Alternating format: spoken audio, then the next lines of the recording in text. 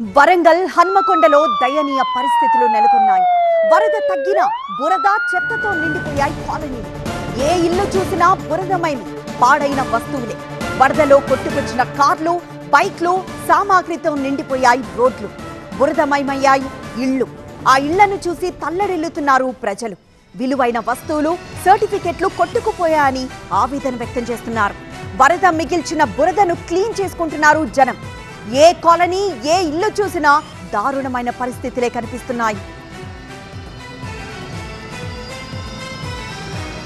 వరద బాధితుల బాధలు, కష్టాలు చూస్తే అత్యంత దయనీయంగా ఉన్నాయి. ఎవ్వర్ని కదిలించినా కన్నీళ్లే కనిపిస్తున్నాయి. వరద విధ్వంసానికి సర్వం కోల్పోయారు కొందరు. ఇంట్లో వస్తువులతో పాటు బియ్యం, నిత్యావసర సరుకులన్నీ వరద నీటిలో కొట్టుకుపోయాయి.